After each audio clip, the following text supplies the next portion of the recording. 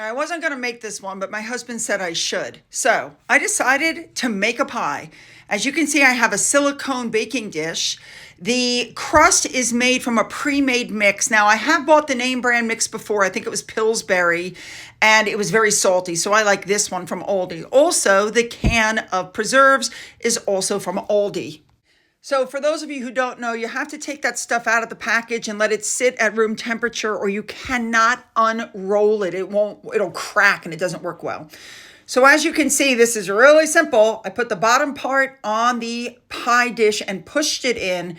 Then I opened the can of preserves, dumped it on top, took a spoon, spread it around to make sure that it was, evenly spaced. Then I unrolled the top one. A lot of people don't like the top. I happen to like the top, and I put that on top, and then I pinched the edges closed with my fingers.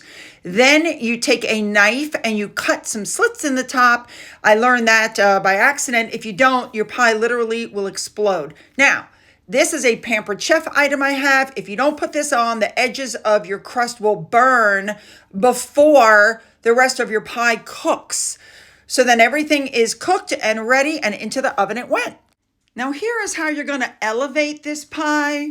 If you're not dieting, this is a whipped cream maker, and you need these cartridges. I can't explain it, that pressurize it. So you also need heavy whipping cream, which is like 100 calories a tablespoon, something like that. So you pour the heavy whipping cream into the maker. There is a line on the outside that is the max amount you're supposed to put in. I would find it easier if the line was on the inside.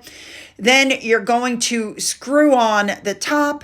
Then you're going to hold down the handle while you screw on that little piece right there. And then you're going to do the pressure.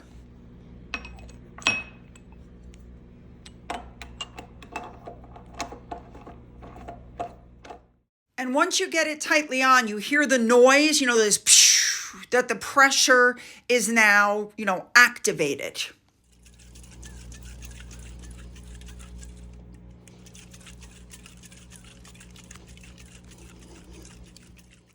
Now, when you're done shaking it, because that's the next thing you have to do, I put it in the fridge and I let it get nice and cold while I was waiting for the pie.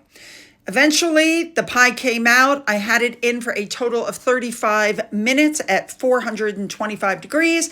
You have to take the ring off, which be careful because it's super hot. And as you can see, the edges did not burn. That's what you need one of those things for. And then it was time to serve it up. And then I like to put my whipped topping on the side so it doesn't melt because the pie is hot. There you go. It wasn't even. Enjoy. All right, you guys. So that's how you can elevate a pie with your own homemade whipped topping. You can buy those on Amazon, by the way. All right. Have a great day.